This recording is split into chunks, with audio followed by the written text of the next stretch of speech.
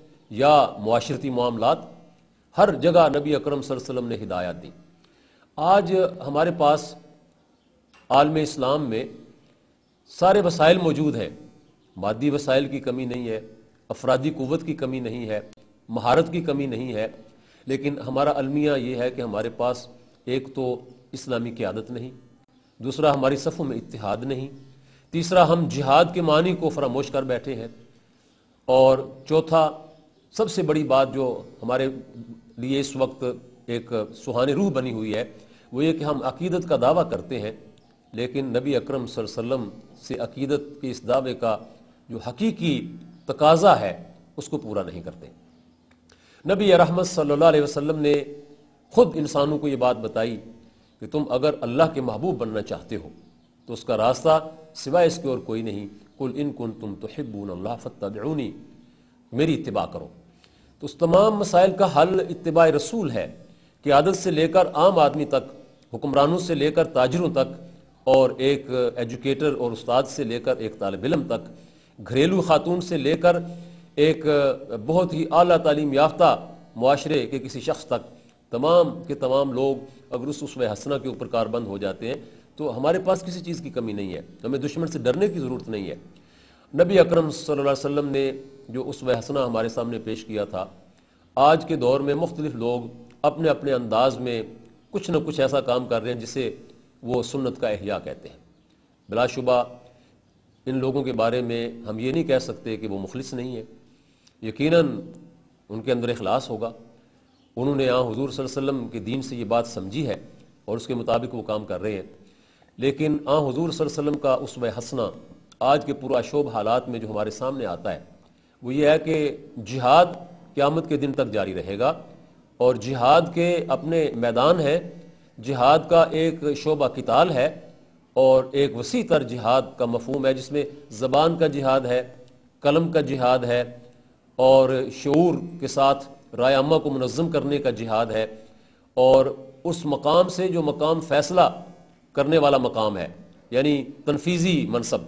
اس مقام سے اللہ کے باغیوں کو ہٹا دینے کے لیے جو بھی وسائل فراہم ہو ان کو استعمال کرنا، یا حضور صلی اللہ علیہ وسلم کی سیرت، آپ کی سنت اور آپ کا اسوہ ہے۔ نبی اکرم صلی اللہ علیہ وسلم نے تعداد میں قلیل ہونے کے باوجود، وسائل کی انتہائی نایابی کے باوجود کسی بھی میدان میں کبھی پیٹھ نہیں پھیری۔ دشمن جب چیلنج کیا تو آپ نے کبھی بھی کسی موقع پر بھی اس چیلنج کو قبول کرنے سے پہلو تہی نہیں کی۔ بدر کے میدان کو دیکھ لیجئے، کیا قوت تھی، ظاہری لحاظ سے تو بڑے کمزور تھے۔ اللہ خود فرماتا ہے وَلَقَدْ نَصْرَكُمُ اللَّهُ بِبَدْرٍ وَأَنْتُمْ أَذِلَّةٌ، تم بہت کمزور تھے، بے دست و بازو تھے لوگوں کی نظروں میں۔ وَاذْكُرُوا إِذْ أَنْتُمْ قَلِيلٌ مُسْتَضْعَفُونَ فِي الْأَرْضِ تَخَافُونَ أَنْ يَتَخَطَّفَكُمُ النَّاسُ فَآوَاكُمْ وَأَيَّدَكُمْ بِنَصْرِهِ، یہ ساری کیفیتیں اللہ نے خود بیان فرمائی ہیں، اور اس کے باوجود حضور صلی اللہ علیہ وسلم نے کفار کے اس چیلنج کو، جب وہ مدینہ پر چڑھائی کرنے کے لیے چڑھ دوڑے تھے، تو اس کو قبول کیا۔ آپ مدینہ سے باہر نکلے، 80 میل کا سفر طے کیا، اور بدر کے میدان میں وہ معرکہ کفار کے مقابلے پر لڑا جس نے یہ ثابت کر دیا کم من فئۃ قلیلۃ غلبت فئۃ کثیرۃ باذن اللہ۔ کتنی مرتبہ تاریخ میں ایسا ہوا کہ چھوٹی چھوٹی فوجیں بڑے بڑے لشکروں پر غالب آ گئیں اللہ کے اذن سے۔ یہ ثابت ہوئی بات، تاریخ نے اس کو اپنے سینے میں رقم کر لیا، پوری دنیا نے اس کو دیکھ لیا، اور اس کا انکار کرنے کی کسی میں سکت نہ رہی۔ اسی طرح سے نبی اکرم صلی اللہ علیہ وسلم خندق کے میدان میں جو پہلے واقعہ گزرا ہے جس طرح ڈٹے ہوئے تھے، پھر اس کے بعد سب سے بڑی بات یہ کہ کیسر روم کے بارے میں پتہ چلا کہ وہ مدینہ پر حملہ کرنے کے لیے ایک بڑا لشکر تیار کر چکا ہے، تو نبی اکرم صلی اللہ علیہ وسلم نے غزوہ تبوک کی تیاری کی، اور قرآن مجید میں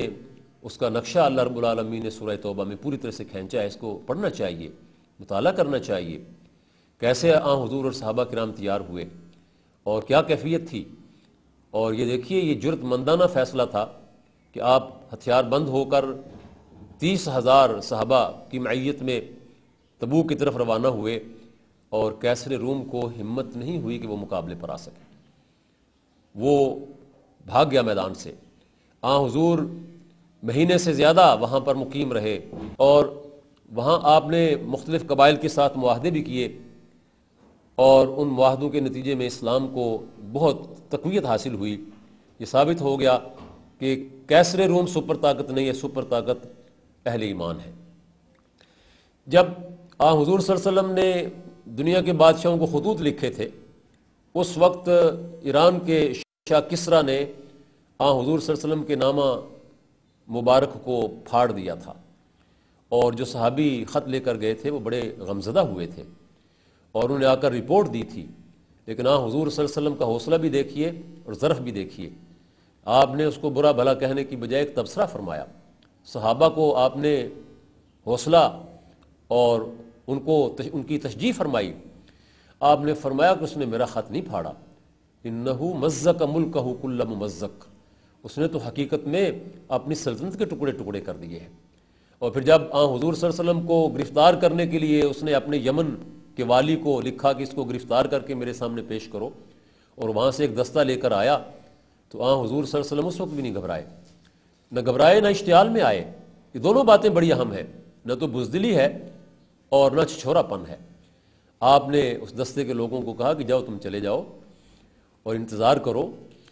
اور پھر اگلے دن میرے پاس آؤ۔ جب وہ اگلے دن آئے تو حضور نے ان سے کہا کہ تمہیں جس نے بھیجا ہے،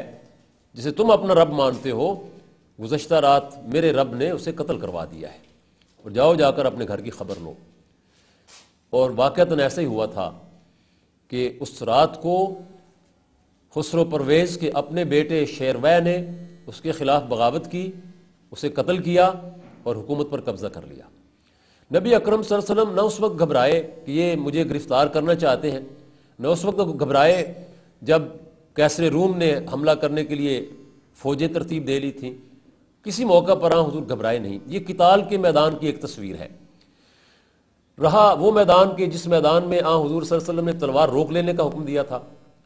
تو یہ بہت ساری مثالیں ہمارے سامنے آتی ہیں۔ اب مکہ میں ہتھیار اٹھانے کی اجازت نہیں تھی، مدینہ منورہ میں بھی مسلمانوں کے اس معاشرے میں جہاں منافقین کی ایک بڑی تعداد تھی، وہ اسلام کے دشمن تھے، اسلام کے خلاف سازشیں کرتے تھے، باہر کے دشمن سے زیادہ خطرناک تھے، ان پر ہتھیار اٹھانے اور تلوار اٹھانے کی حضور نے اجازت نہیں دی۔ آپ جانتے تھے ان کو، آپ ان کے چہروں سے ان کو پہچانتے تھے، نام بنام آپ واقف تھے، اور بعض تو ان میں سے ایسے تھے کہ ان کو ہر شخص جانتا تھا۔ مثلا عبداللہ ابن ابی جو رئیس المنافقین تھا، اس کے منافق ہونے میں تو کسی شخص کو بھی شک نہیں تھا۔ لیکن حضور صلی اللہ علیہ وسلم نے اس مسلمان معاشرے میں، جو اس مسلمان معاشرے کے اندر رہ رہے تھے یہ لوگ، تو ان کو قتل کرنے یا ان کے خلاف ہتھیار اٹھانے کی بھی اجازت کسی کو نہیں دی، یہاں تک کہ اس شخص کے الفاظ جو قرآن نے نقل کیے، آئیے ذرا ان کو دیکھیں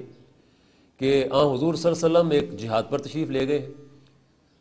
مہاجرین و انصار آپ کے ساتھ ہیں، منافقین کا ایک ٹولہ بھی ساتھ ہے، اور وہاں کسی بات پر کوئی صحابہ کے درمیان چھوٹا موٹا اختلاف ہوا، عبداللہ بن ابی کو موقع مل گیا، اور اس نے کہا کہ ان لوگوں کی مثال جو اپنے شہر سے نکال دیے گئے تھے اور جنہیں ہم نے پناہ دی، ایسے ہے جیسے کوئی آدمی اپنے کتے کو پالے اور وہ موٹا تازہ ہو جائے تو اپنے مالک کو چیر پھاڑنے کے لیے اس پر چڑھ دوڑے۔ ہم جب واپس جائیں گے تو مدینہ سے عزت والے ان لوگوں کو نکال دیں گے جو ذلیل ہیں۔ لَيُخْرِجَنَّ الْأَعَزُّ مِنْهَا الْأَذَلَّ لَئِن رَجَعْنَا إِلَى الْمَدِينَةِ لَيُخْرِجَنَّ الْأَعَزُّ مِنْهَا الْأَذَلَّ، یہ اس کے الفاظ تھے جو قرآن نے نقل کیے سورہ منافقون میں۔ نبی اکرم صلی اللہ علیہ وسلم کو یہ بات حضرت عمر رضی اللہ تعالیٰ عنہ نے آ کر بتائی کہ یا رسول اللہ صلی اللہ علیہ وسلم، کیا آج آپ نے اس شخص کی ہرزہ سرائی سنی ہے؟ اس نے یہ الفاظ کہے ہیں، تو آپ مجھے اجازت دیجئے کہ میں اس کی گردن ناپ دوں۔ حضور صلی اللہ علیہ وسلم اگر اشارہ کر دے تو حضرت عمر کیا کوئی بھی صحابی اس کی گردن کاٹ سکتا تھا، لیکن حضور نے کیا فرمایا؟ حضور صلی اللہ علیہ وسلم نے مسلمان معاشرے میں خون ریزی سے سختی کے ساتھ منع فرما دیا، اور آپ نے فرمایا کہ دیکھو ہم ان لوگوں کے ساتھ جو معاملہ کریں گے، ظاہری حالات جو ہے یہ کلمہ پڑھتے ہیں، یہ ہمارے ساتھ نمازوں میں شامل